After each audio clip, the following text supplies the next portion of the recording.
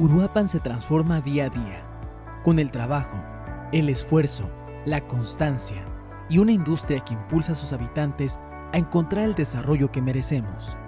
Por esta razón, la Cámara Nacional de la Industria de Transformación Delegación Uruapan ha realizado diferentes eventos y actividades para fomentar el desarrollo empresarial de esta localidad. Para representar, defender y proyectar los intereses de los industriales de Uruapan frente a los organismos públicos, privados y la sociedad en general, brindando asesoría y servicios de calidad que faciliten y busquen la competitividad y el desarrollo empresarial de la región, Canacintra Uruapan mantiene este compromiso como parte de su misión.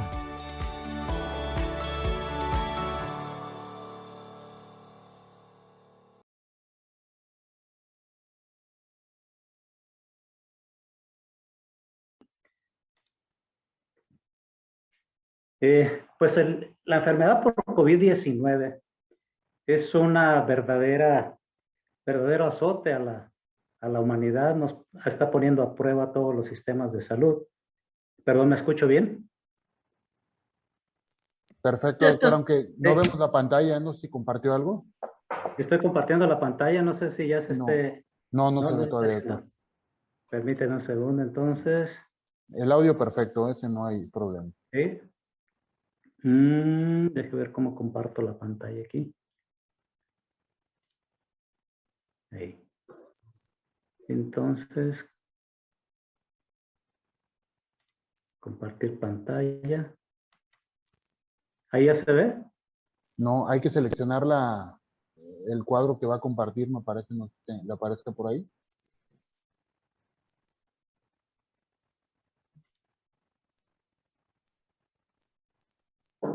Ahora estamos viendo su pantalla de Windows, ahora sí, la de inicio. Todo sí, bueno, déjenme abrir entonces aquí.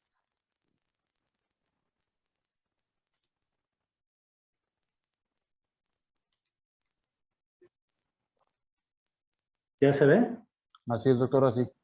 Gracias. Bueno, esta es una reconstrucción de un modelo en tercera dimensión de lo que viene siendo el virus de SARS-CoV-2, que así fue denominado en febrero del 2020. Como ustedes saben, la enfermedad por COVID-19 es provocada por un coronavirus. Los coronavirus infectan humanos y animales. Estos virus, al compartir la infección en humanos y animales, pueden transferirse, pueden mutar y adaptarse a diferentes especies. En diciembre de 2019, en China, en Wuhan, se identificó un nuevo coronavirus como causante de casos de neumonía grave. De tal manera que, pues, prendió las alertas a nivel mundial. Lamentablemente parece que esto fue un poco tarde. El virus se propagó rápidamente en China y después a todo el mundo, como ya hemos sabido. En febrero de 2020, la Organización Mundial de la Salud denominó la enfermedad COVID-19 y al virus responsable SARS-CoV-2. La enfermedad por COVID-19 puede manifestarse de diferentes maneras. Una de ellas es sin síntomas. Hay muchos pacientes que no tienen ningún síntoma y sin embargo padecieron la enfermedad. La gran mayoría de los pacientes tienen síntomas leves, es decir, pueden sobrellevar la enfermedad sin mayor problema. Esto se calcula que ocurre en un 70 a un 80%. Es decir, hay muchas personas asintomáticas y otros con síntomas leves. Lamentablemente no sabemos quién se va a poner grave. Hay personas que empiezan con síntomas leves y después pueden virar a manifestaciones clínicas graves. Esto ocurre en el 14% aproximadamente y la mayoría de estos pacientes con manifestaciones clínicas graves van a requerir de hospitalización. Lamentablemente, cuando esto ocurría, no estábamos preparados para tener suficientes camas de hospital, suficientes ventiladores y la verdad nos agarró desprevenidos a todos. Bien, la duración de los síntomas también puede variar. La enfermedad se puede autolimitar en 2 a 3 semanas. La gran mayoría de las veces así ocurre. El paciente a la semana ya quiere salir porque no se siente mal. Sin embargo, se ha determinado que para fines de evitar la propagación, la persona tenga que estar en cuarentena por lo menos 2 semanas desde que empezaron los síntomas.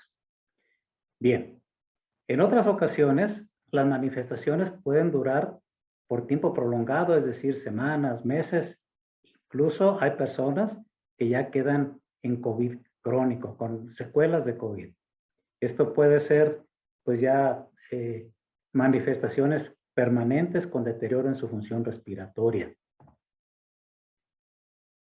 No cabe duda que la enfermedad por COVID-19 ha modificado nuestra forma de vida, nuestros estilos de vida cambiaron totalmente. Esta enfermedad se diseminó rápidamente en todo el mundo. A México llegó a fines de febrero, principios de marzo del 2020 y trastornó no solo en México, en todo el mundo los sistemas de salud. Incluso países del primer mundo tuvieron que adaptar todo su sistema de salud para atacar la pandemia. Por otro lado, esta enfermedad ha tenido un alto impacto tanto económico y social. Se ha llegado a ponderar que qué tan importante tiene que regresarse a las labores económicas, porque, bueno, no solo es el fenómeno de salud, sino todo lo que altera la economía. Lamentablemente, esta es una enfermedad que ya no se va a ir y están surgiendo cada vez variantes del virus con algunas características peculiares. Como ustedes recordarán, la primera variante se identificó en el Reino Unido, después una variante brasileña y las han nombrado con el alfabeto griego. Ahorita vamos en la variante Delta, que es la que principalmente está afectando a todo el mundo y en particular a México. ¿Y cómo se transmite el COVID? Al principio se pensaba que era algo parecido a un SARS que conocimos en el 2003, que también se originó en China, y que era muy contagioso, sobre todo por la persistencia en las superficies inanimadas, es decir, en las chapas de las puertas, en fomites que le llamamos nosotros, o sea, son medios por los que se pueda transmitir. Al día de hoy, ya no hay ninguna duda. El COVID se transmite principalmente por aerosoles, es decir, el COVID se respira. Yo lo adquiero al respirar y lo transmito al respirar, al estornudar, al toser, al hablar, ¿sí? Pero además puede ser por secreciones o saliva, ¿verdad?, de personas infectadas. Un beso, eso particularmente lo puede transmitir. Y menos frecuentemente objetos contaminados recientemente, algún vaso de agua en el que alguien tomó y en el mismo vaso se toma o se comparte una botella. Esa es una forma poco frecuente. Pero hoy por día la transmisión es principalmente por aerosoles. Estos aerosoles son partículas que se transmiten cuando la persona no tiene cubrebocas, llega hasta 2 metros. Y si tosemos o estornudamos, llega más lejos. Pero además estos aerosoles son micropartículas que están suspendidas en espacios cerrados donde hay muchas personas. Se ha logrado determinar que partículas permanecen por varios minutos, de tal manera que por eso se prefiere evitar los espacios cerrados mal ventilados. Como pueden ustedes ver en esta diapositiva, las partículas pequeñas de 5 a 50 micras pueden permanecer suspendidas durante mucho tiempo y el coronavirus ingresa por vía respiratoria. De tal manera que pues ahora ya se ha enfocado mucho, se ha compartido que una forma de prevenir es evitar asistir a lugares muy concurridos, porque ahí pues el virus se puede quedar durante mucho tiempo y estamos propensos a adquirir la infección. Si vamos a un restaurante, pues necesariamente tendríamos que quitarnos el cubrebocas para comer y de esa manera pues estaríamos inhalando las partículas del virus. En otros espacios cerrados, además de los gimnasios, los bancos, las salas de espera de los hospitales, que como ustedes saben, están muy concurridos, es un lugar donde si no tenemos el distanciamiento social y el uso de cubrebocas, pues estaremos propensos a contagiarnos por la inhalación de aerosoles que dejaron personas contagiadas del virus. Y pues esto empieza a cambiar desde el momento en que se dispuso de vacunas y que nos sensibilizamos a la utilización de las mascarillas. Es más correcto decirle mascarillas que cubrebocas, porque en realidad lo que tenemos que cubrir es todo el aparato respiratorio, tanto boca como nariz. De repente vemos que las personas utilizan el cubrebocas mal, lo utilizan solo cubriendo la boca, están exhalando por la nariz y por ahí también se elimina el virus. Bien, ¿por qué es importante insistir en lo grave de la enfermedad por COVID-19 y la prevención sobre todo? Primero, porque no hay un tratamiento específico eficaz. Como ustedes saben, cuando tuvimos la pandemia en el 2010, que inició aquí en México, en esa ocasión sí había un tratamiento, el oseltamivir, que era un medicamento eficaz para tratar la influenza H1N1. En este caso no tenemos un antiviral que sea específico y que elimine por completo el virus. Se está trabajando en ello. Como saben, el virus SARS aquí se va a quedar con nosotros siempre. Nosotros nos vamos a tener que ir adaptando también la famosa inmunidad de rebaño y además el desarrollo de vacunas, aunque es alentador para contener los brotes, no es una solución definitiva, ¿sí? El paso del tiempo y el estar en contacto por mayor tiempo con este virus es lo que a final de cuentas va a evitar este tipo de pandemias. Es decir, vamos a seguir teniendo enfermedad, pero quizá ya no tan grave o de una manera no tan radical que sature los sistemas de salud, los hospitales. Por otro lado, insisto en que las medidas de distanciamiento social, el uso de la mascarilla junto con las vacunas será la mejor manera de contener la pandemia. Eso no está por demás insistir. Lamentablemente hay personas que no tienen la sensibilidad, creen que porque su familia se cuida no los van a contagiar. Nos podemos contagiar en cualquier momento.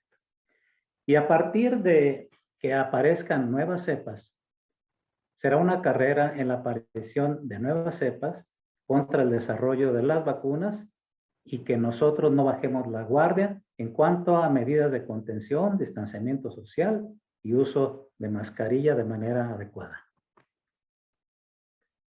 ¿Cuánto dura el periodo de incubación de la enfermedad por COVID?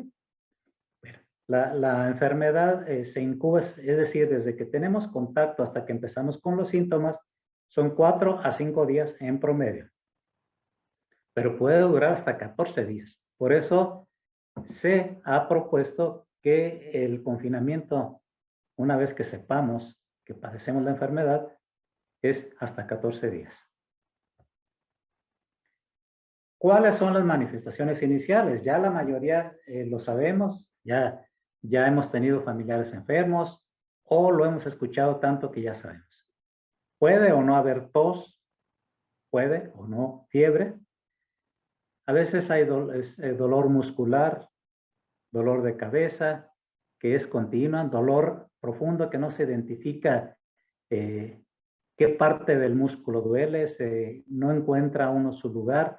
Te acuestas y te duele la espalda, te pones de lado y te duelen las caderas. En fin, es un dolor inespecífico, pero muy, muy molesto. Diarrea. Muchas veces el paciente no manifiesta síntomas respiratorios inicialmente, se manifiesta como diarrea. Por eso algunas veces pasa desapercibido porque no dio síntomas respiratorios. Otro síntoma frecuente es dolor de garganta. Y uno muy común o muy llamativo es la pérdida del olfato o el gusto.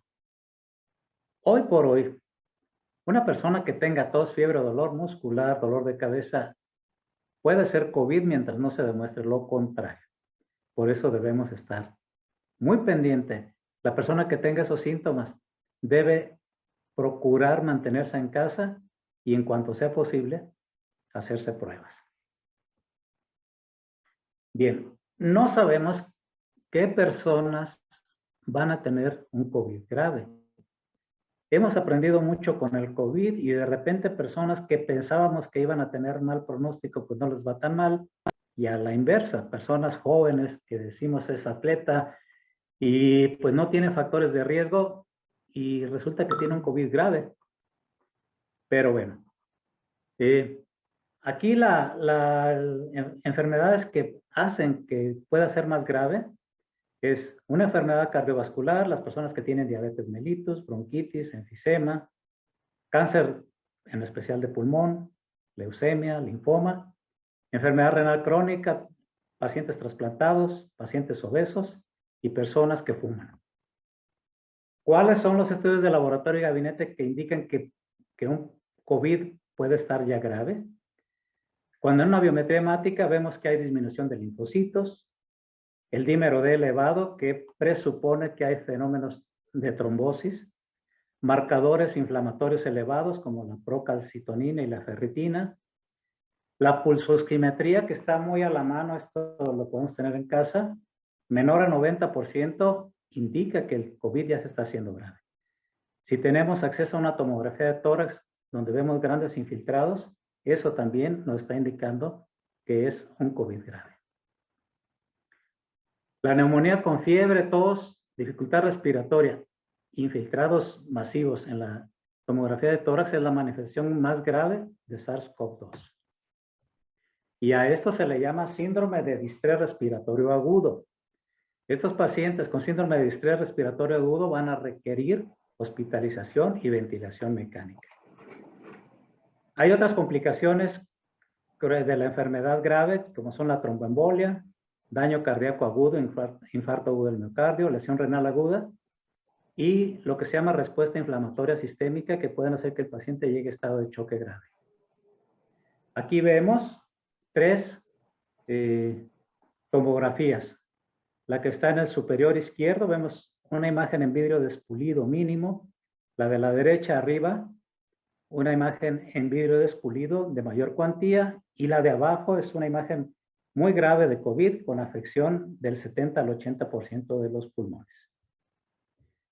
¿Qué necesitamos en domicilio? Bueno, para el paciente que no requiere hospitalización, debemos siempre tener un pulsoxímetro disponible para vigilar que no baje la saturación del 90%.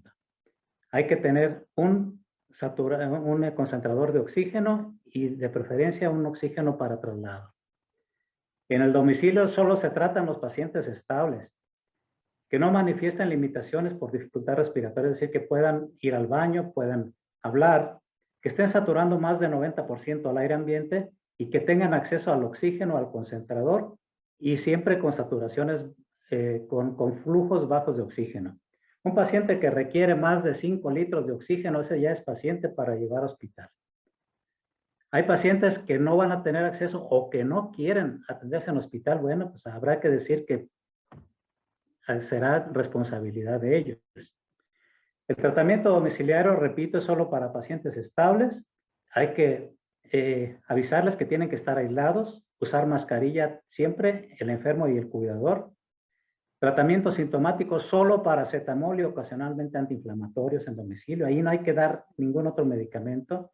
Siempre el oxígeno es el mejor medicamento. No usar antibióticos ni esteroides en la primera semana.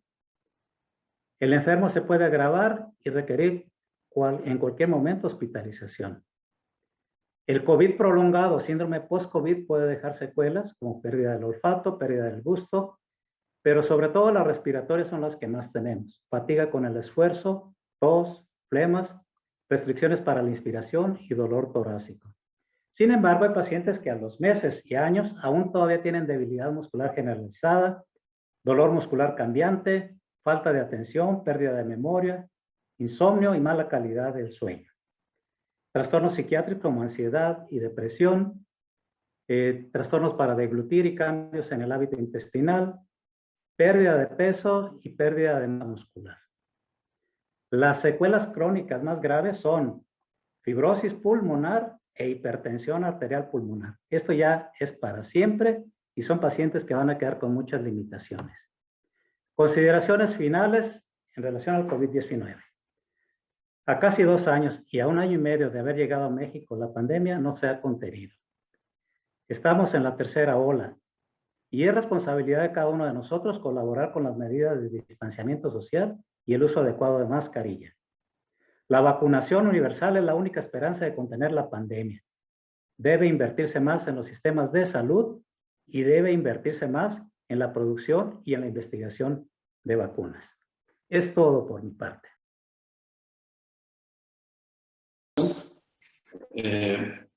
Vamos a tratar de ser muy breves con esto, por los tiempos. Y a mí básicamente me piden que les hable de mi experiencia que he tenido en esto del COVID y en el manejo de pacientes hospitalizados, pacientes graves. Entonces voy a empezar con un breve resumen aquí de esta situación. Ya el doctor García Trujillo nos habló de todo esto del COVID. Entonces, y recordando lo que leí hace un par de días, vamos a poner que desde que uno nace tiene ciertos filtros, ciertas protecciones para todas las enfermedades, pero ahorita lo que nos interesa es COVID. Entonces, el primer filtro que tú tienes, o el primer defecto, es la genética, porque ya desde ahí tú traes en tu chip una receta y en esa receta puede tener ciertas alteraciones y cierta predisposición hacia el COVID, ¿no? Y de ahí a que, por ejemplo, algunas familias o integrantes de ciertas familias les ha ido bastante mal y fallecen 3, 4 integrantes de cada familia. Entonces, ese sería el primero, el más importante y el no modificable. Pero de ahí a los siguientes 20 o 30 años, que es cuando desarrollas toda la enfermedad y te da más mal que a los adultos, entonces hay muchas otras cosas.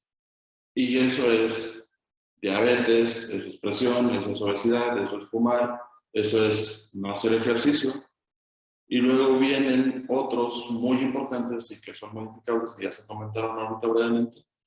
¿Cómo cuáles? Bueno, como lo es el no adecuado uso de cubrebocas, porque eso de la o mascarilla facial, como lo comentó el doctor, porque eso de la careta pues no sirve.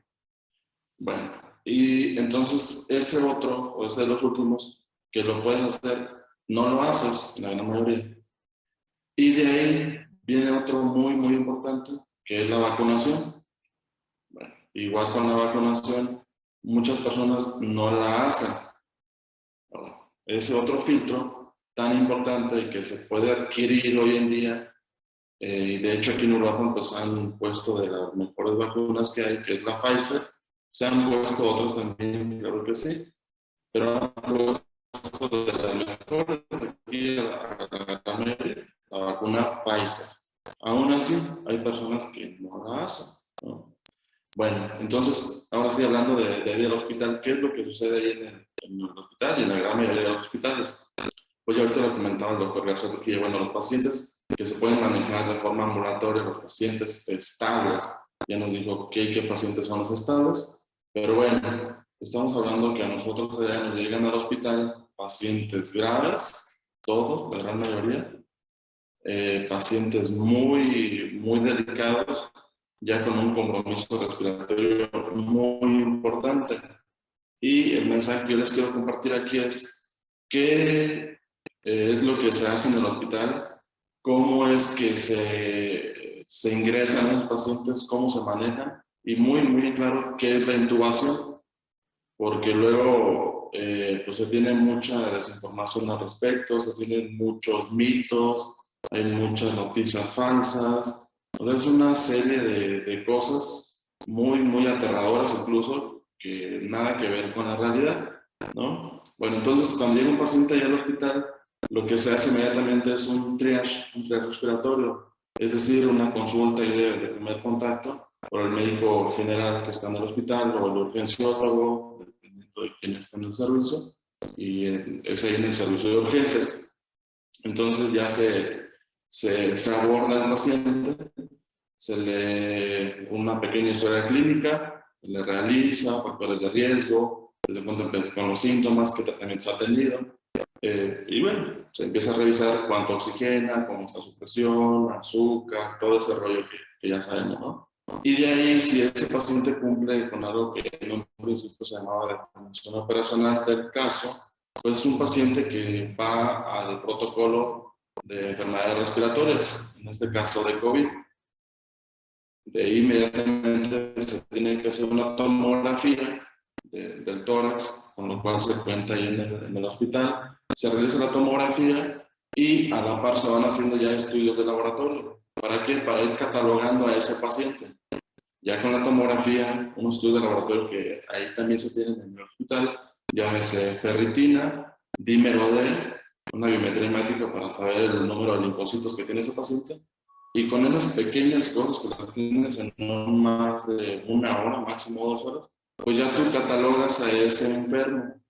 Entonces vas a ver, este enfermo es un cuadro moderado, porque leves no hay ahí en el hospital, no llegan, no se ingresan pacientes leves porque no lo necesitan. Entonces tienes un paciente con un cuadro moderado o grave. Y aparte de eso, ya desde que tú haces los estudios, sabes hacia dónde va a ir ese paciente.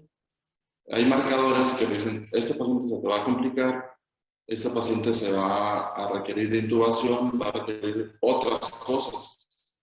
Entonces el siguiente paso es, ok, ya tienes a tu paciente, lo tienes en el área de urgencias, le asignas una cama y de ahí inmediatamente lo que se hace es, obvio, el aporte de oxígeno. Ahí nadie llega para oxígeno a bajo flujo. Bajo flujo estamos hablando del oxígeno sencillo, por puntas nasales. No, ahí todos van a un oxígeno con mascarilla de reservorio, así se llama, es un oxígeno donde tienen a 15 litros, es un manejo ya de hospital. Bueno, el siguiente paso y la pregunta más importante aquí es, ¿qué tratamiento le vas a ofrecer a ese enfermo?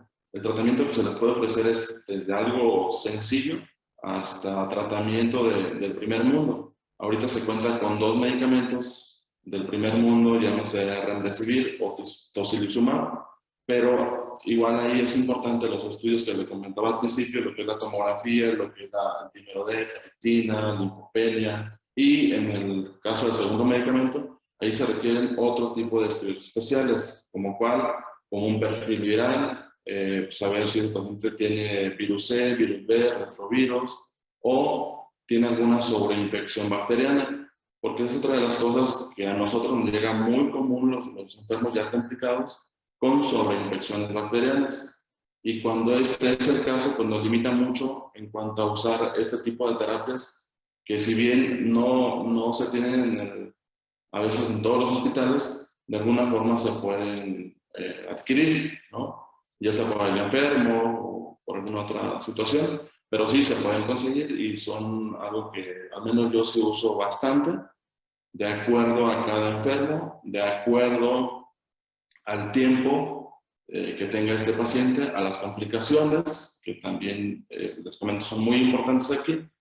Y desde entonces, en las primeras tenemos 12, máximo 24 horas para empezar esa terapia. ¿Por qué? Porque a fin de cuentas, ya cuando el paciente esté grave, esté en una situación de oxígeno a alto flujo, tenemos ese tiempo, 12, 24 horas, para empezar ese tratamiento que es el que va a modular, a fin de cuentas, la enfermedad. Y con modular me refiero a cortar el tiempo de hospital, que si van a ser 2 semanas o 3 semanas en un paciente con oxígeno a alto flujo, pues a lo mejor va a ser ya 5 días, 4 días.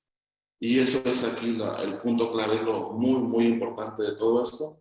Prevenir complicaciones, acortar el tiempo de estancia en el hospital, ¿no? Bueno, entonces tú empiezas ese tratamiento especial, el tratamiento biológico, con estos inhibidores de nucleósidos o de interleucina 6, combinados con otra serie de cosas, como ya sabemos que el control de azúcar, control de presión, control de falla renal, todo ese rollo se va controlando ahí a la par. Y después de todo esto, pues vas observando a tu paciente con estudios de gases, una gasometría arterial, entonces se le hace el estudio de gases y ves ese enfermo, si es que necesita ya de intubación, si ese enfermo necesita algo que se llama CPAP, que ese es un paso antes de la intubación, el CPAP, pero no es como que se lo pones y lo dejas ahí 2 o 3 días. No, el CPAP es una mascarilla especial que va después del oxígeno a 15 litros, ese es el manejo. Si ya no es suficiente con esa mascarilla, 15 litros le colocas tú la mascarilla de CPAP conectada al ventilador y lo estás vigilando. Tienes 2 horas ahí pegado con el enfermo. En esas 2 horas tú estás realizando gases arteriales, estás realizando ahí algunos cálculos con algunos modelos ya preestablecidos de otros países, de Europa, de Estados Unidos, Canadá y todo eso. Y estás viendo si te va a mejorar o no te va a mejorar con el CPAP. Si ese paciente en esas 2 horas tú ves que no te va a mejorar, es un paciente que se tiene que intubar. Entonces, si no lo intubas, porque la verdad es que casi nadie acepta la intubación, ¿por qué? Por todos los mitos, por todas las falsas noticias que se han creado a lo largo de todo este tiempo de la intubación. Bueno, estamos hablando ahí de del último filtro protector hacia COVID. Yo así lo veo, ¿no? Como les ponía el ejemplo al principio, tu genética, tu estilo de vida, tu vacuna, todo eso. Y el último, pues ya es la intubación, ya es un paciente grave, es un paciente que si no se intuba, el riesgo de mortalidad, la verdad es que es muy alto, muy alto. Y si lo quieren poner en cuanto a números, vamos a decir que en el hospital se tiene una mortalidad de pacientes intubados de un 80%. 80%. Es decir, de 10, 2 salen adelante. Pero no es un número nada despreciable cuando uno ya lo comparte, digamos, a nivel urbano, a nivel local. Es decir, oye, del hospital regional, de cada 10 pacientes que se intuban, 2 salen. No, pues a lo mejor alguien que no conoce de esto puede decir, es muy poco. Pero si tú lo traspolas a todo Europa, vas a decir, bueno, es donde más pacientes salen del hospital regional, es donde pacientes intubados de COVID, más pacientes salen. Y les puedo poner muchos ejemplos, pacientes jóvenes, pacientes mayores, con complicaciones, y salen adelante. Y si te vas a nivel nacional, igual no está ese 20%, no está nada despreciable. Con las experiencias de, digamos, Ciudad de México, Querétaro, Guadalajara, no es nada despreciable. ¿Por qué razón? Por cómo se trabaja y cómo se hacen las cosas. Las cosas se hacen en base a protocolos ya establecidos de otras partes del mundo y van muy marcados. Precisamente todo lo que ahorita les acabo de decir en este breve momento, que de hecho pues ya estamos en tiempo de lo que a mí me asignaron, por eso es que fue así muy breve el mensaje, realmente que sepan cómo se hacen las cosas en cuanto al manejo cuando llega el enfermo al hospital. Las 2 opciones ideales de tratamiento que les acabo de comentar, lo que es el remdesivir, tocilizumab, pero no es para todos los pacientes, ni es hacia al azar o a lo ahí se va, o sea, no. Deben de ver el tiempo, deben de ver complicaciones, deben de ver coinfecciones, es decir, otras infecciones como les decía, virus C, virus B, retrovirus o infecciones sobreagregadas. Todo se tiene que ver para ver si es candidato a esta terapia o no, y de ahí al oxígeno que le van a brindar, ya sea ese oxígeno con mascarilla reservorio de alto flujo, con CPAP o la intubación. Y básicamente podríamos decir que un paciente que se intuba no es un paciente grave, pero sí es su última oportunidad. Y si a pesar de todo lo que ya se hizo y muchas cosas antes de llegar al hospital no se hicieron a tiempo, aún llega tarde al hospital, tú le propones la intubación temprana, porque cuando la necesitan a todos se lo proponemos temprano. Y yo les podría decir que de todos los que he intubado, no sé cuántos han sido, pero han sido muchos, probablemente más de 100 en todo este tiempo. De todos esos, solo 3 pacientes, o sea, de 103 pacientes, han aceptado la intubación temprana.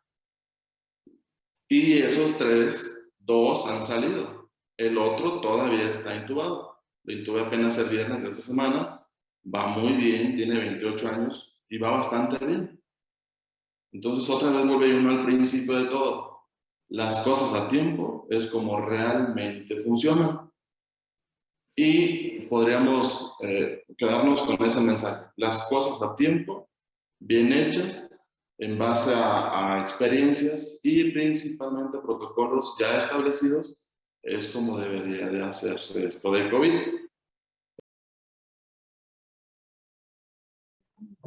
Pues antes que nada, muy buenos días a todos y un agradecimiento a Canacintra que nos está invitando a esta mesa redonda con mis grandes amigos y compañeros especialistas en el manejo de COVID.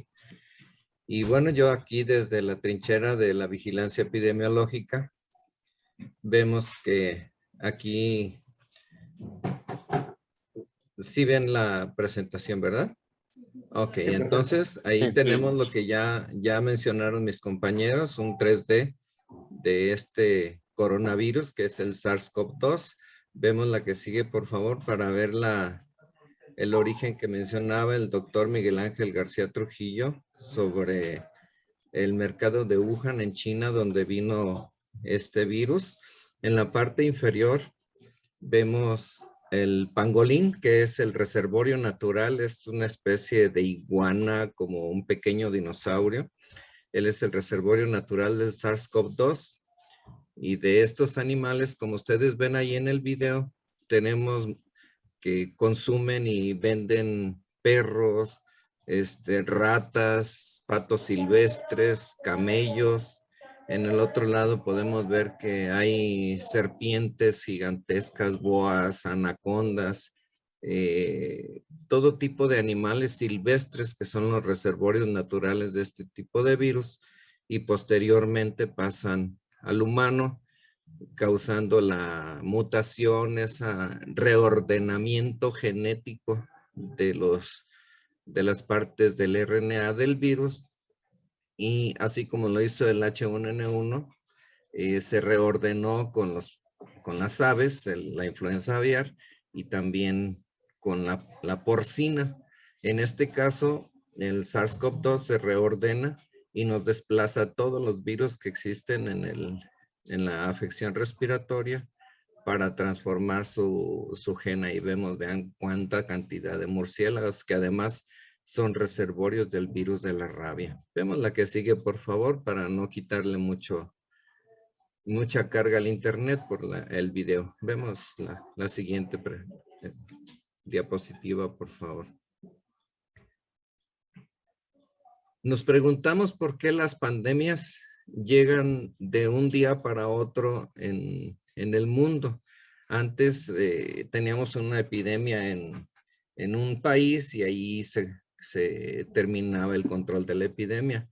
En la actualidad sí vemos en el lado izquierdo como despegan 200,000 vuelos al día y todos pueden ser procedentes o se enlazan con las rutas de China. Entonces, vean, son 200,000 vuelos diarios. En la parte de la derecha tenemos que en cada punto ustedes están viendo un barco, el cual tuvo paso a través del mar que viene de China. Entonces, estos barcos pasan por todos los países del mundo y nos pueden traer, ya sean los animales silvestres que traen estos virus o nos traen a los pacientes que pueden venir en periodo asintomático en esos 7 a 14 días. La que sigue, por favor. Pero nosotros estamos preparados en México para todo tipo de eventos y aquí tenemos la Vigilancia Epidemiológica Internacional. Están los compañeros de la jurisdicción sanitaria en el aeropuerto revisando a todos los pacientes, tanto mexicanos como los que pudieran ser procedentes de otros países que ya tenían la epidemia. La que sigue, por favor. Este es un mapa dinámico en el cual ustedes ven cómo avanzó desde China en el año 2019, el 31 de diciembre, e inicia en el 2020. y se va dispersando por todos los países. Ahí se ve como Estados Unidos, Canadá, Europa, Asia. Después pasa a España, a Francia y se dispersa a América del Sur. Y pasamos la que sigue, por favor. Posteriormente, ya en febrero del 2020, el día 28 de febrero, aparecen los primeros casos aquí, o el primer caso en nuestro país.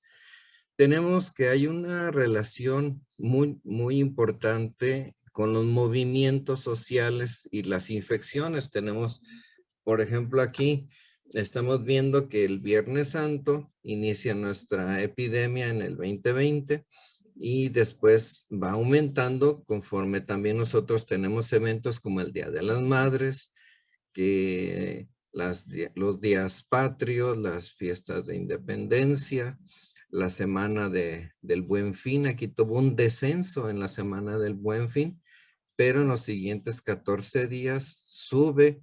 Seguimos festejando a la Virgen, la Navidad, Día de Reyes, vacaciones, y vean cómo la curva epidémica va aumentando conforme más movilidad tenemos. La que sigue, por favor.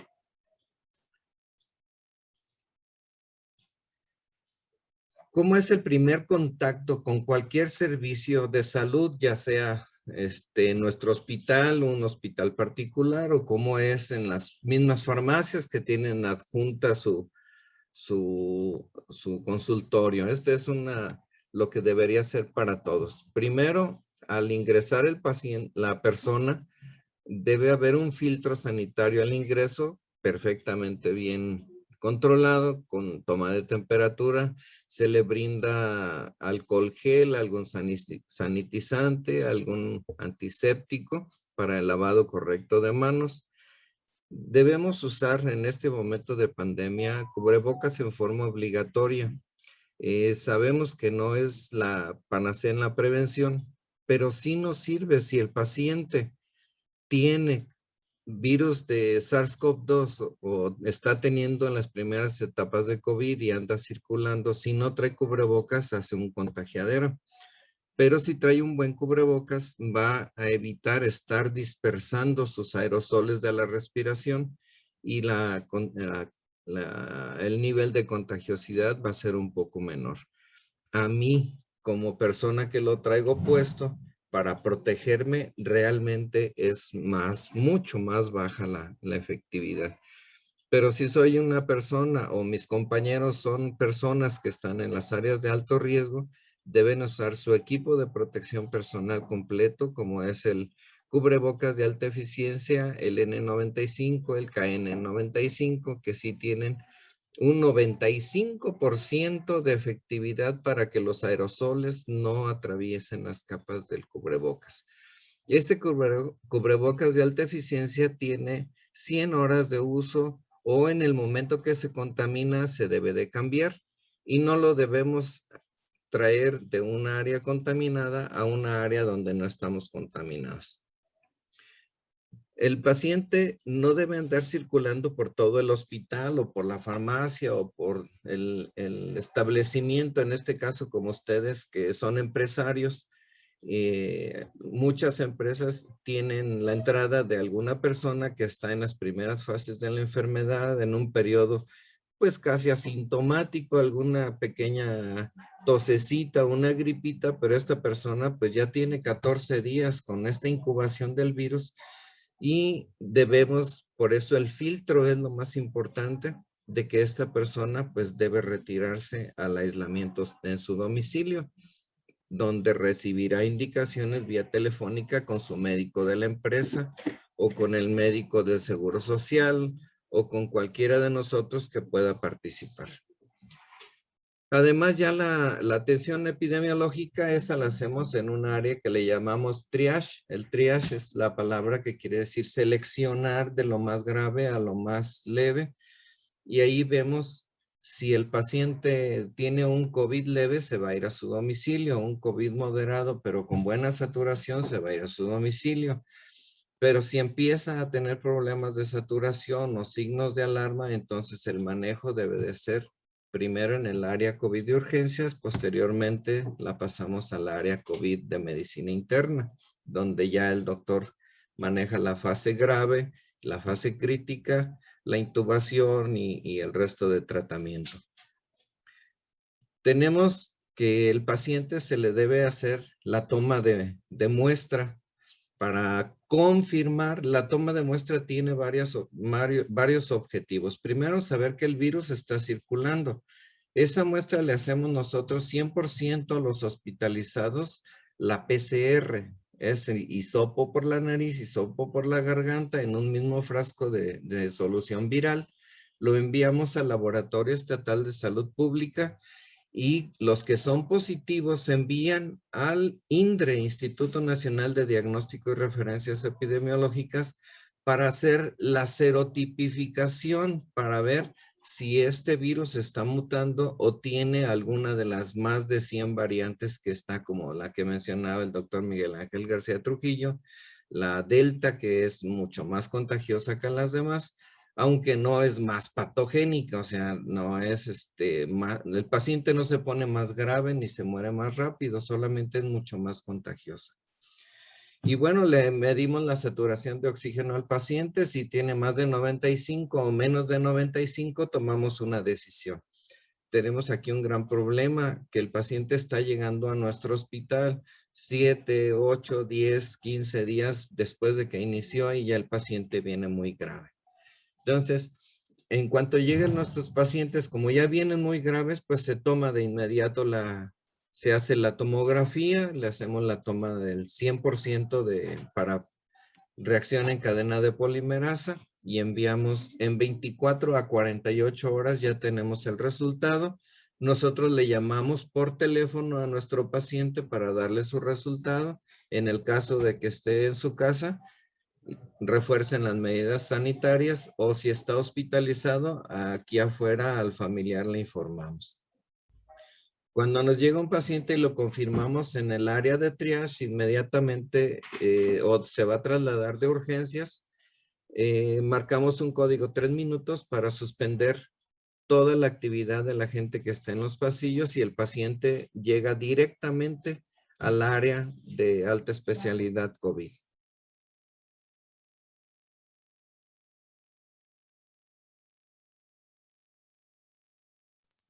Se silenció su micrófono, doctor. Sí. Gracias. Ok. Sí, ya, perdón.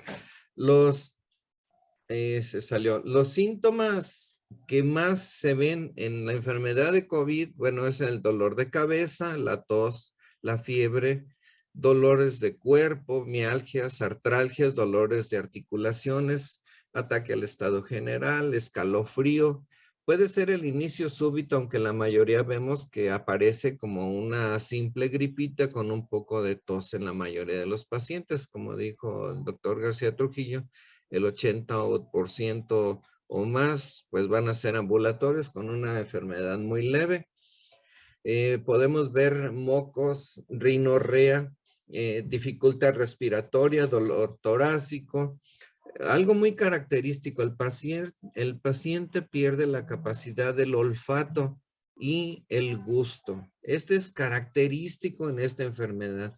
Solamente alguna enfermedad rara como la sinusitis o alguna cosa sí nos puede hacer que nos cambie esto, pero en época de pandemia, un paciente que bruscamente pierde el aroma, la capacidad de oler y de saborear los alimentos, es patognomónico de esta enfermedad de COVID. Después el paciente puede tener diarrea, dolor abdominal, irritabilidad, está desesperado y cada vez se pone más grave. Puede tener vómitos, tener los labios morados, la punta de los dedos morados, y esto quiere decir que ya la saturación está muy abajo. Entonces, la que sigue, por favor. Vemos la siguiente diapositiva. Esta es la prueba que tenemos que hacer rápidamente para PCR.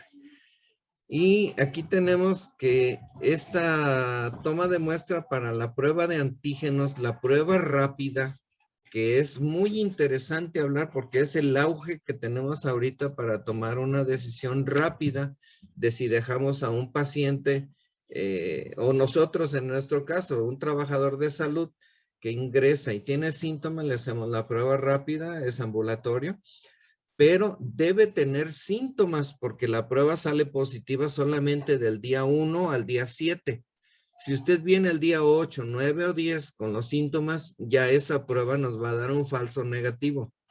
Y si viene, como dice el manual de lo que es nuestra normatividad, las pruebas antigénicas rápidas no están indicadas para hacer en pacientes que no tienen sintomatología. Sería muy poco el porcentaje de pacientes que sí nos da una prueba positiva. Entonces, si es hospitalizado, al 100% le vamos a hacer PCR.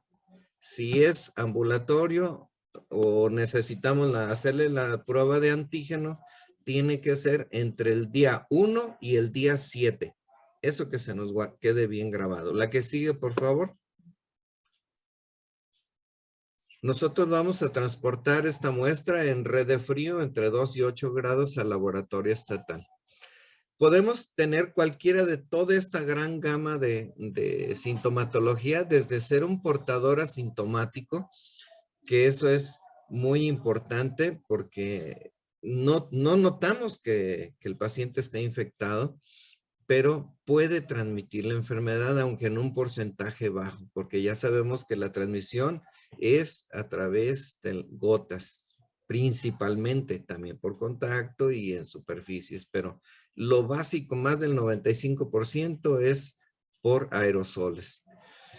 Contacto de caso confirmado es aquella persona que un familiar muy cercano vive con él, tiene COVID, está confirmado por la prueba, entonces nosotros lo diagnosticamos a él como caso de COVID por asociación epidemiológica, porque tiene los síntomas de COVID y porque su contacto es positivo. Pues ya lo demás lo explicaron los compañeros, como en la clasificación, la COVID leve, donde el paciente puede tener fiebre, tos, dolor de garganta, diarrea, la pérdida del olfato, la pérdida del gusto. Le hacemos una radiografía y la radiografía puede salir totalmente normal.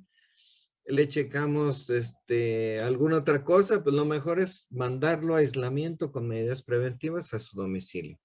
El COVID moderado pues ya tiene problemas de saturación de oxígeno. El COVID grave pues ya está con una saturación abajo del 94% o del 90%. Si le hacemos una tomografía ya va a tener una afectación muy importante. Y el COVID crítico que se manejan acá con nuestro compañero, el doctor Bucio y el doctor López, con toda la gente de medicina interna. La que sigue, por favor.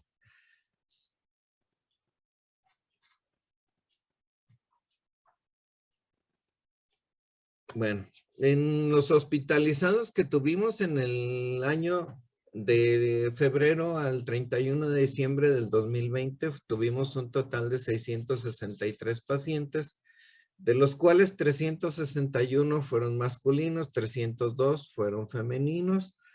El tiempo promedio del que llegan nuestros pacientes, como les decía, es de 7 a 12 días. Ya llegan con la enfermedad avanzada. En los ambulatorios, normalmente que lo vemos en trabajadores de la salud, pues llegan inmediatamente del inicio de los síntomas.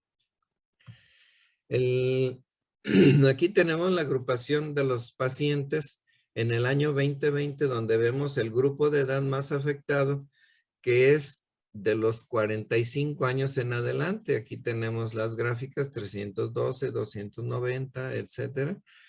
Entonces, en ese tiempo era porque no teníamos la vacunación. Si vemos la que sigue. Si vemos la diapositiva siguiente, por favor, doctora. Y aquí tenemos como en el 2020, bueno, hubo una gran cantidad de pacientes que se dieron de alta por mejoría, 276. Bueno, ya me la pasó. Vamos a ver ya lo del 2021. En el cual aquí vemos por la gráfica por meses, enero, febrero, ya déjeme la que sigue, esa está bien. Aquí tenemos enero 128, luego febrero 117, 104 en marzo y así sucesivamente. Y aquí vemos que a partir de junio nos da una tercera ola donde sube, como en todo el país y como en muchos países del mundo, donde se ven ya 176 pacientes. Y, a ver, minimizo un poquito mi pantalla, no alcanzo a ver las otras cifras, pero aquí vemos cómo se eleva a partir de mayo, junio, tal cual como se vio en el año pasado. La que sigue, por favor.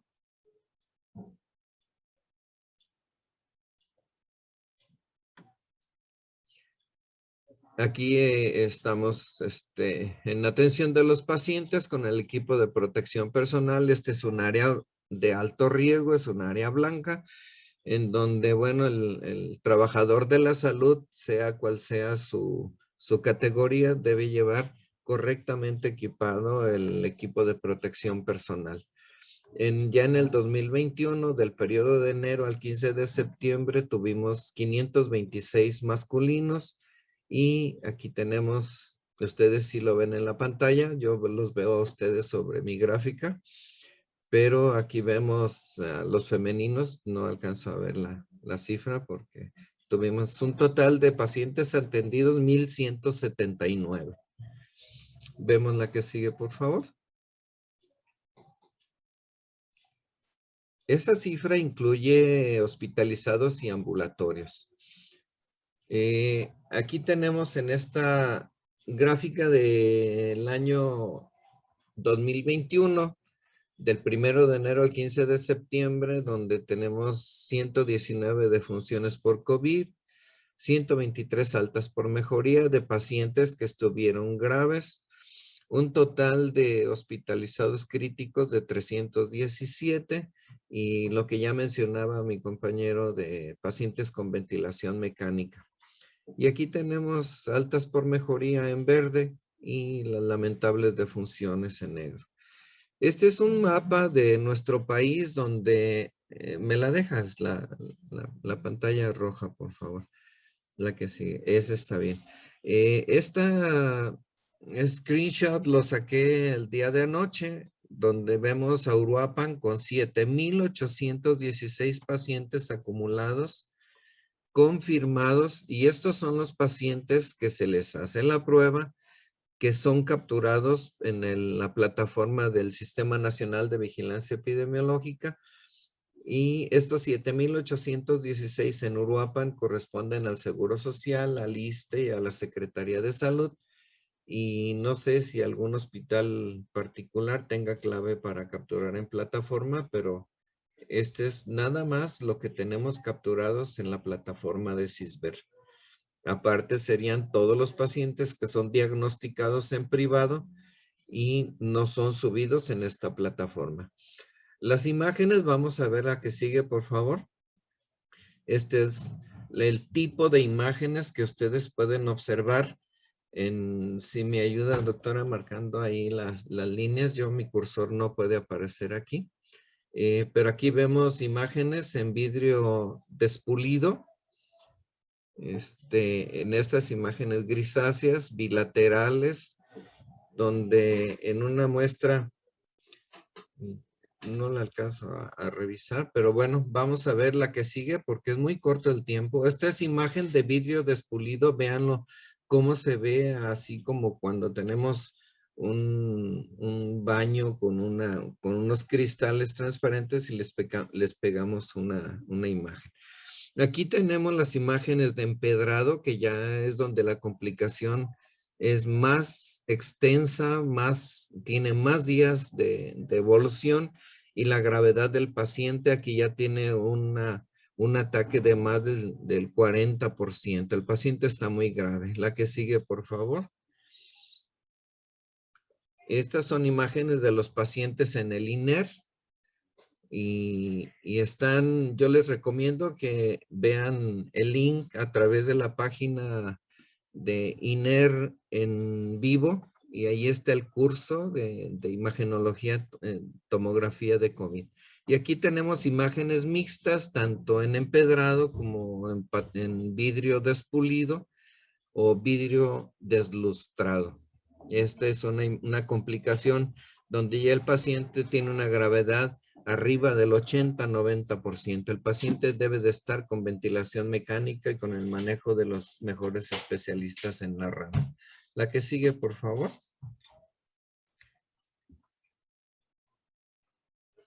En este momento, esta diapositiva es del día de ayer. Nuestro semáforo epidemiológico está en amarillo con tendencia hacia naranja, no hacia verde, estamos hacia naranja. Y aquí tenemos una información de casos estudiados de 325,299. Tenemos confirmados 106,827 acumulados, que es un 32% de positividad. Tenemos 765 sospechosos al día de ayer de una población de 4,825,401 agentes en nuestro estado. Negativos tuvimos 217,700. El día de ayer se acumularon lamentablemente 7,137 defunciones. Y bueno, el 81.19 del total de pacientes con COVID se han recuperado. O sea, el 81.19% se recuperan del COVID. Y ahora que ya tenemos las vacunas, por supuesto que ya cambia mucho la diferencia. Aquí tenemos los grupos de edad más afectados en el 2021, que son de 20 a 59 años. Aquí se ve la gráfica en el lado izquierdo y en el derecho vemos la tendencia que tiene esta tercera ola en Michoacán al día de ayer. Al día de antier, perdón. ¿La que sigue?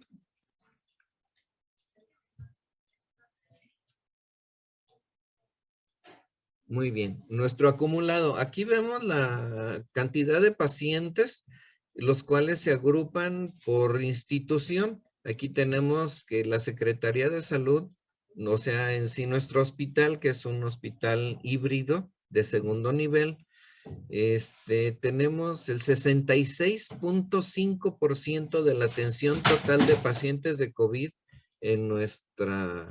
aquí en nuestra jurisdicción. Y en el estado de Michoacán es casi el mismo, 66.5%. La que sigue, por favor.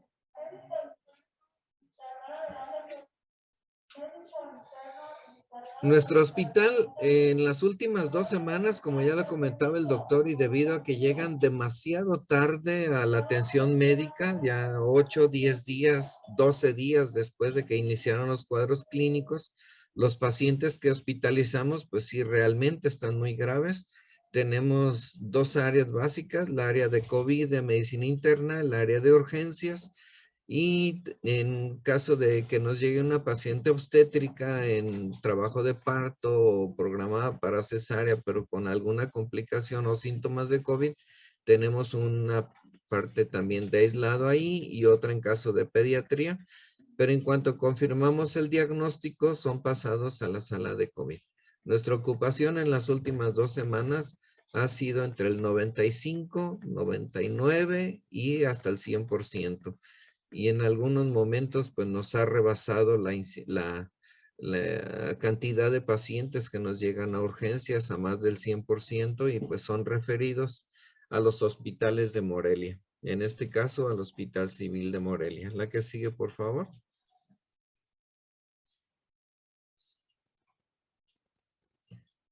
Esta es la última gráfica que presenta el sistema, la plataforma de CINAVE del día 15 de septiembre, donde vemos los casos de COVID por rangos de edad y sexo en nuestro país. Y aquí vemos el sexo masculino más afectado y en rosa más fuerte, más intenso, el sexo femenino. Y vemos los grupos de edad más afectados que ya se desplazó. Si ustedes se fijan, los grupos más afectados eran de 45 a 79 años. Aquí, gracias a que vacunamos con una excelente estrategia, primeramente a la gente mayor de la tercera edad, luego vamos bajando rangos de edad, logramos disminuir en una gran cantidad con esta estrategia de vacunación la morbimortalidad de los pacientes que tienen mayor complicación, mayor de edad, que a lo mejor son diabéticos, hipertensos y tienen más complicaciones renales y de otro tipo. Entonces vean cómo se desplaza, totalmente se desplaza la cantidad. Esta es nuestra tercera ola. Aquí vemos, si me marcan con su cursor, vemos la primera ola que en la semana 36 se encuentra con 60,000 casos. Después hay un descenso y inicia la tercera ola. Aquí está el segundo pico que nos llega arriba de 115,000 casos estimados, y luego una tercera ola, pero este es por 100,000 habitantes. Luego sube la otra tercera ola, la cual en este momento está casi llegando a 140,000.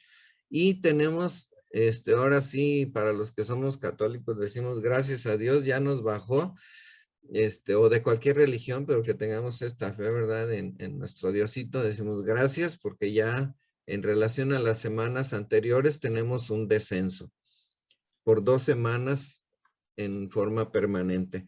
Aunque esto no es lo mismo, esto es a nivel federal, pero a nivel local en Uruapan seguimos con la ocupación en las últimas 2 semanas entre el 95 y el 100%. En personal de salud que están en la primera línea, gente que está dentro de las áreas COVID y fuera del área COVID, también han tenido contagios de este virus, pero debido a que ellos se protegen, tienen un equipo de protección personal especializado, tienen una mayor seguridad. Tenemos gran cantidad de personal infectado también, pero la mayoría se infectan porque se van de vacaciones, tienen sus fiestas, las fiestas patronales y todo este tipo de asuntos. Y tenemos los dos panoramas donde nuestros pacientes salen de alta con mejoría, todo mundo feliz, y la otra pues donde hay lamentables defunciones. Las vacunas con la que sigue, por favor. Tenemos nuestra mejor herramienta para la prevención, aparte de las precauciones estándar universales. Tenemos nuestras vacunas y aquí están todas: Pfizer, CanSino, CoronaVac, de Sinovac, Covaxin, Johnson & Johnson, Moderna, Oxford y Sputnik. Esas son las vacunas que tenemos. La vacuna CanSino y la Johnson & Johnson son de una sola dosis. No requieren 2 dosis para lograr la misma eficacia. Todas son igual de seguras, todas tienen la misma calidad en el sentido de para uso de emergencia. No, un estudio pues completo duraría hasta 8 años para el estudio de estas vacunas, pero para uso de emergencia estas son las seguras y las que están disponibles en nuestro país.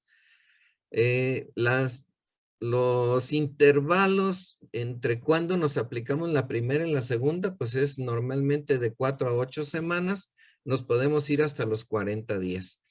Aquí vemos cómo llegan las vacunas de los diferentes países, de Estados Unidos, de la India, de otros países. Y aquí vemos cómo llegan en el centro, en los aviones, por millones de dosis. Posteriormente son trasladados en estos helicópteros al nivel, a la Sedena, donde son resguardados. Nos llaman y ahí donde se ven las fotografías de la derecha en el margen superior, vemos cómo está la caja que tiene una cinta azul. Es una caja de ultra congelación que está entre 60 y 80 grados bajo cero. Ella con su traje especial, guantes especiales, nos da el abasto de vacuna. Con el resguardo de la Policía Federal llega a nuestras unidades. Aquí está nuestro equipo, el doctor Artemio, la doctora Mercedes, la licenciada en enfermería Noemi Martínez, nuestra capturista, su servidor, las vacunadoras, nuestro director que está siempre aquí. Y bueno, el que nos ganó aquí a tener la primera vacuna, nuestro jefe del área de COVID. La que sigue, por favor.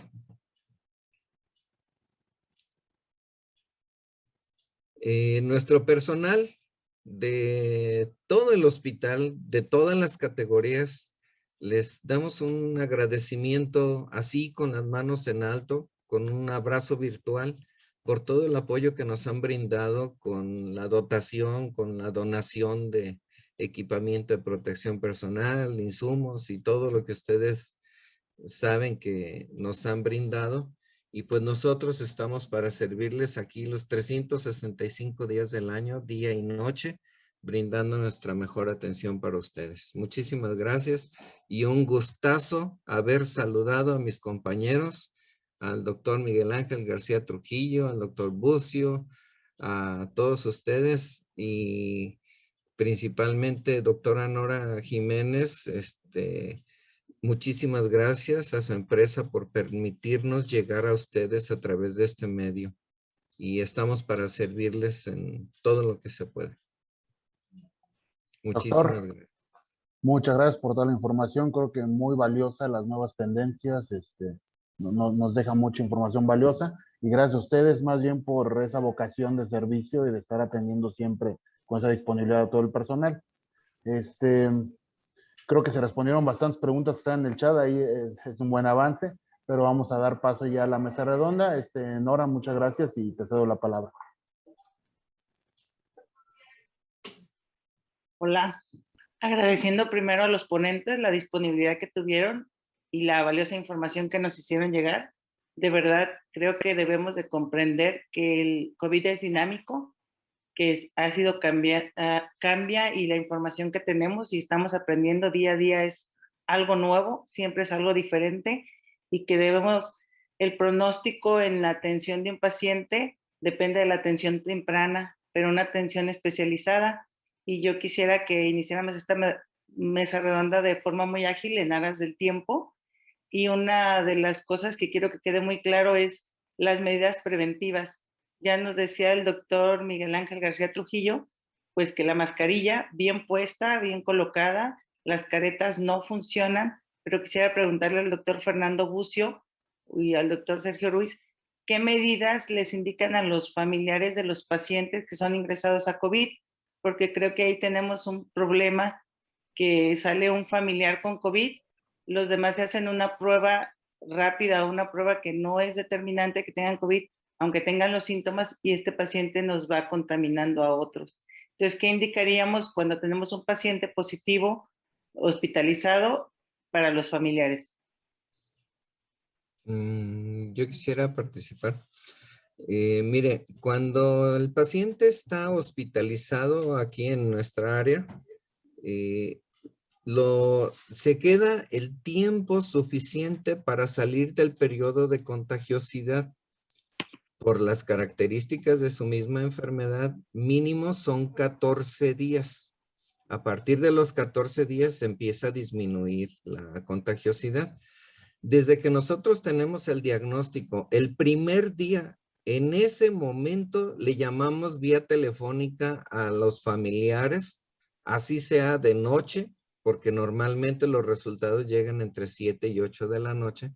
En ese momento le llamamos por teléfono al familiar y le decimos, su paciente está confirmado positivo de COVID, para que tomen las medidas de aislamiento, de sana distancia, de lavado de manos, de que tenga su cuartito él solo, que tenga baño, en una bolsa que maneje lo que nosotros llamamos residuos peligrosos biológico-infecciosos, y le damos las instrucciones de que meta la basura en esa bolsa y la inactive con una solución de agua con cloro, que no tengan contacto con los demás familiares, que use cubrebocas de alta eficiencia, en este caso el N95, para que él no expela la infección hacia los familiares. Nadie debe entrar a su recámara.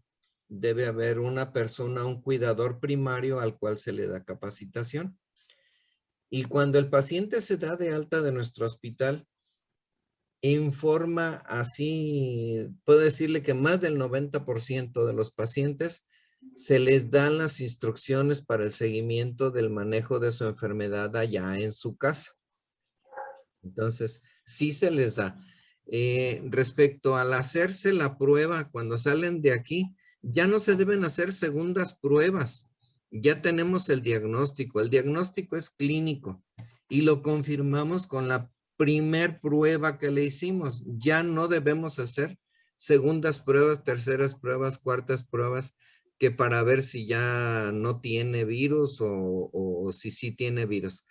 Acuérdense, la prueba de antígeno sale positiva entre el día 1 y el día 7. Nada más. Si usted va el 8, el 9, el 10, la prueba le va a dar un falso negativo. El PCR sí va a salir positiva 4 o 6 semanas después, hasta 8 semanas después, pero no quiere decir que esos virus están vivos y contagiantes. El periodo de contagiosidad son 14 días y nosotros por seguridad dejamos 21 días, que es lo que incluso le damos a los trabajadores de la salud cuando alguno está contagiado.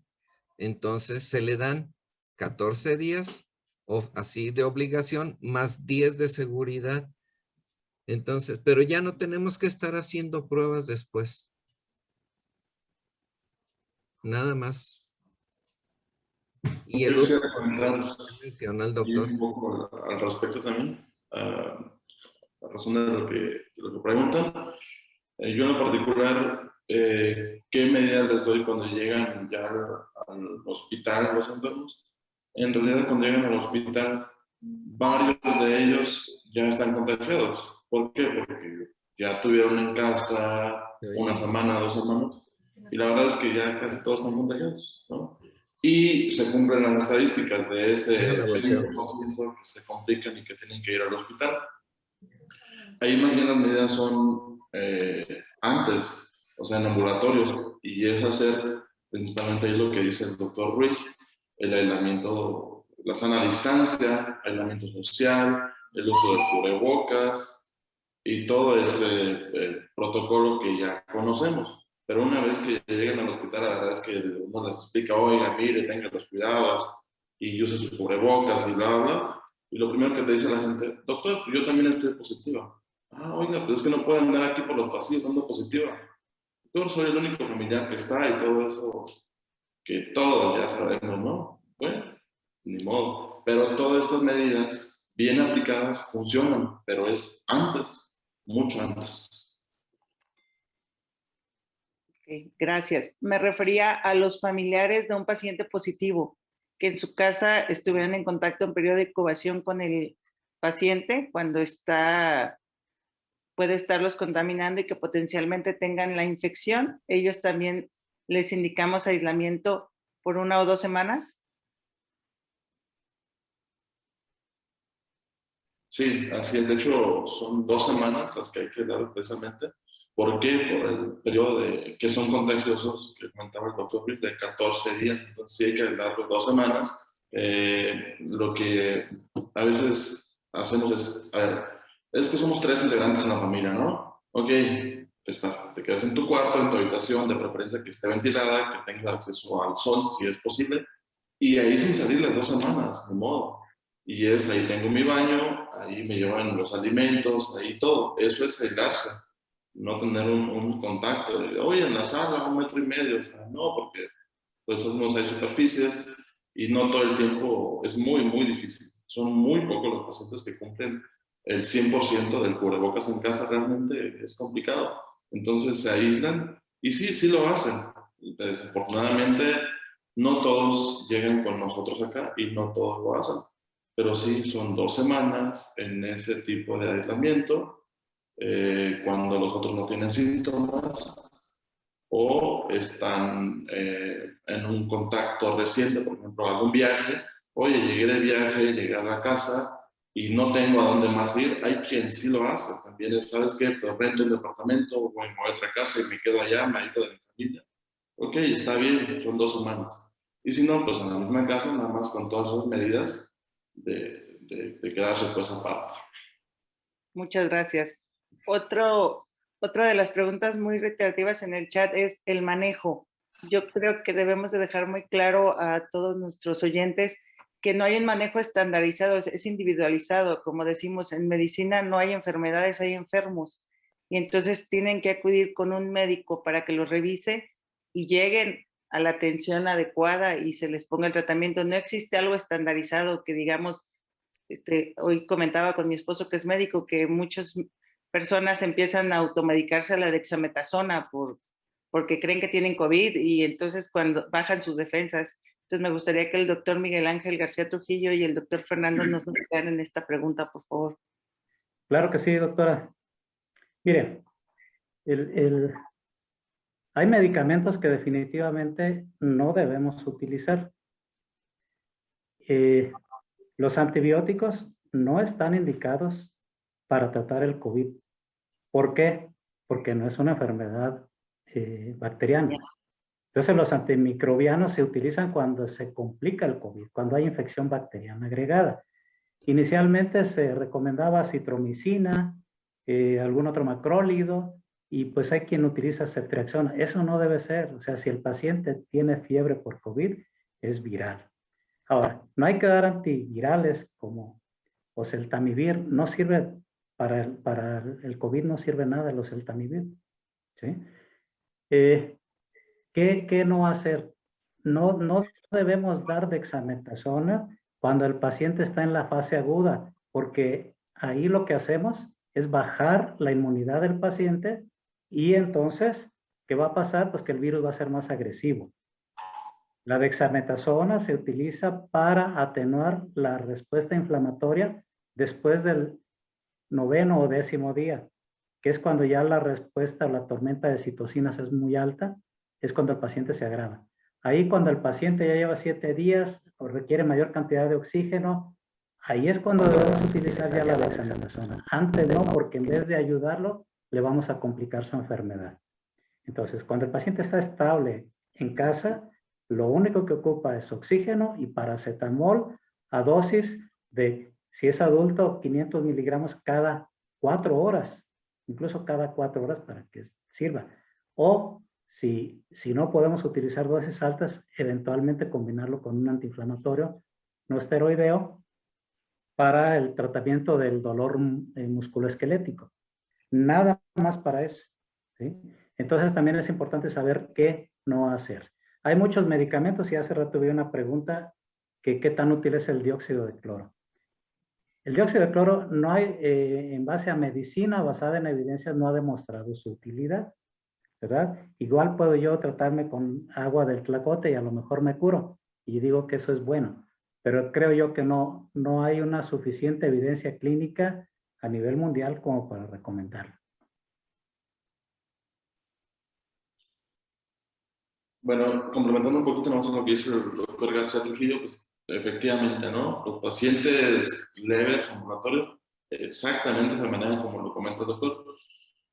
Otra de las razones de por qué no usar dexametasona en casos leves, en casos que no son requeridos, es la siguiente.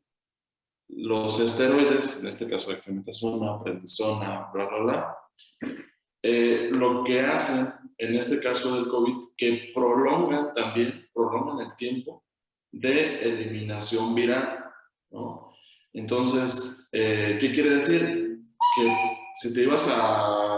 si nada más usabas lo adecuado, a lo mejor en una semana ibas a resolver, máximo en 2 semanas tú ya no ibas a contagiar, pero estás usando medicamentos que están hasta cierto punto contraindicados, es la palabra adecuada, o sea, no se deben de usar, pues tú solito te estás prolongando el tiempo de exposición hacia ti y hacia otras personas de complicaciones.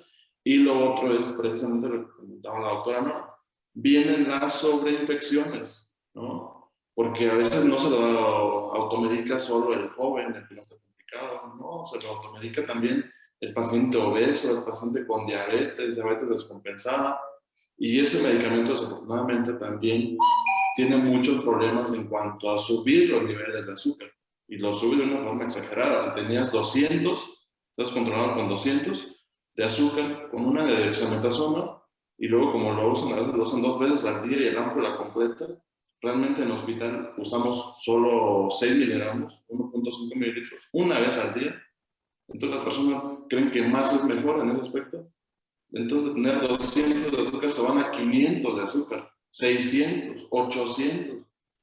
Y muchas ocasiones de estos enfermos terminan complicándose también por todas las enfermedades que tienen, diabetes, presión, riñón. Entonces, el no automedicarse aquí es algo muy importante. El recibir atención de un especialista aquí es otra cosa muy, muy importante, porque precisamente cuando empezaba todo esto, yo recuerdo las palabras de un buen amigo internista por ahí, el doctor Mincita, que decía: mira, Bucio, aquí con esto del COVID, o sea, hay que saber qué no hacer también. De hecho, es más importante saber qué no hacer. Y a veces está tentado de qué mal le doy, aunque no sirva mucho, cosas empíricas, pero no, o sea, no es así. Uno es médico y la palabra que comentaba el doctor García Trujillo, o sea, es como anillo al dedo aquí: medicina basada en evidencia. O sea, actualmente ya usamos, bueno, para todos usamos esto, pero en el COVID ahorita ya hay bastante medicina basada en evidencia. Y de ahí que el dióxido de cloro no sirve, que la ivermectina no sirve, que la vitamina C no sirve, que el Babalut untado en el pecho no sirve, que las nebulizaciones con eucalipto no sirven, que muchas cosas, o sea, no sirven, no sirven, ¿no? Y pues básicamente es eso.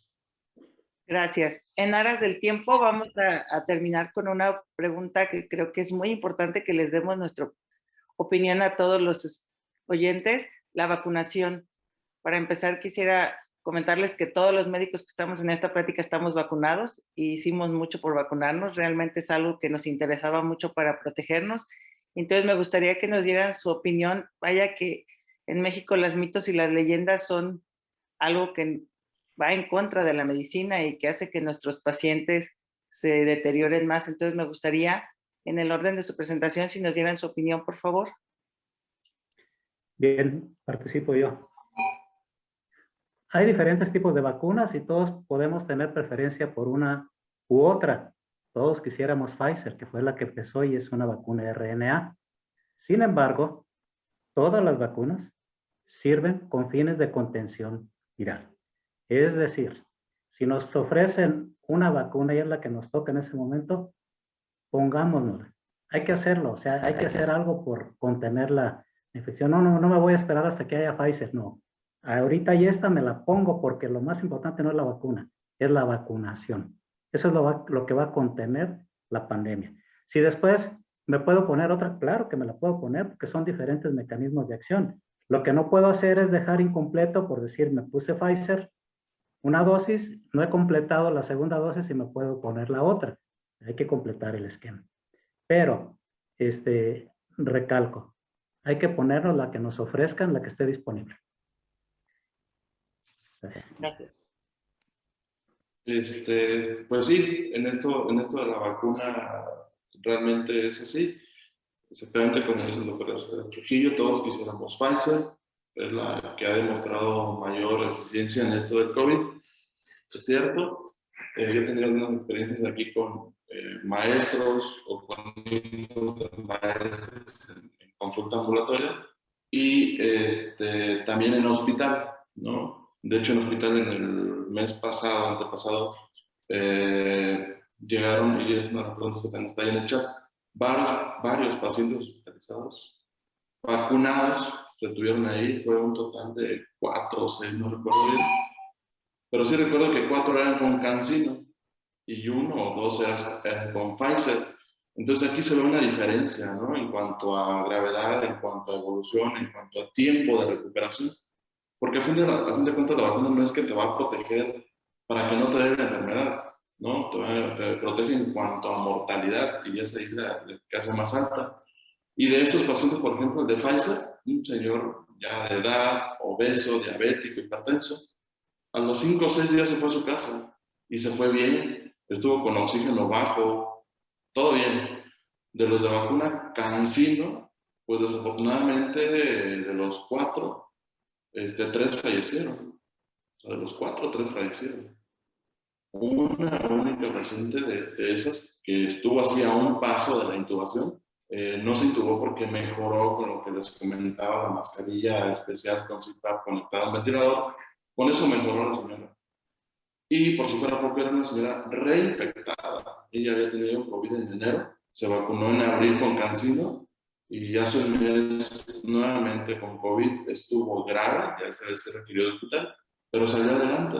¿Por qué salió adelante? Bueno, esa mujer, por ejemplo, de hecho mamá de una compañera enfermera, se hicieron las cosas con protocolo, ¿no? Se hizo todo bien y ahorita ya está bien, ya se revacunó. De hecho, me mandó un mensaje hace una semana que fue las 2.500, 3.000 vacunas que aplicaron en la unidad deportiva, que se podía vacunar. Entonces ya está vacunada, pero ahora se revacunó, o se vacunó, mejor dicho, con Pfizer. Entonces, sí es importante cuál vacuna sea. Y yo sí, a veces les he recomendado a los que tienen vacuna de CanSino que si tienen la posibilidad de vacunarse con Pfizer, lo hagan. Muy bien. Yo pienso que todas las vacunas que tenemos ahorita para COVID, ¿le bajas poquito, por favor? Todas las vacunas que tenemos para uso de emergencia tienen una alta seguridad arriba del 92%, como dice el doctor García Trujillo. Nos debemos de aplicar la que nos toca en ese momento, la que tenemos en ese momento autorizada. No podemos escoger, decir, ahora me voy a CanSino, ahora me voy a Pfizer. La que nos toque hay que ponérnosla. Son vacunas hechas por ingeniería genética. Ya no tenemos el problema como en los años anteriores que nos daba sarampión postvacunal, poliomielitis postvacunal. Desde la vacuna de influenza, que son hechas ya, no pueden causar la enfermedad, o sea, usted se vacuna y no le va a dar COVID por haberse vacunado. Hay que perder ese miedo. Y la protección es de la vacuna, no impide que te infectes. Tenemos mucha gente que ha tenido un periodo, 2 periodos de COVID y unos con vacuna, otros sin vacuna. La vacuna no impide que tengas reinfecciones. Si tuviste COVID después de 45 días, ya se considera una reinfección. La vacuna lo que hace es evitar que tengas complicaciones graves y disminuye la mortalidad en los pacientes que tienen comorbilidades graves, pero no te impide que te infectes nuevamente 1 o 2 veces. O sea, tú puedes estar vacunado y también puedes tener la infección. De hecho, hemos tenido muchos casos que sí han estado vacunados y un mes después tienen COVID. No es por falta de eficacia de la vacuna, es porque se exponen, porque tienen movilidad social, porque no usan las medidas de protección, porque no se lavan las manos, porque hacen fiestas, y esa es la gente que, a pesar de que tenga vacuna, se vuelve a reinfectar. Muchas gracias. Les agradezco a todos su tiempo y su disponibilidad para esta charla. Muchas gracias. Muy interesante todos sus comentarios.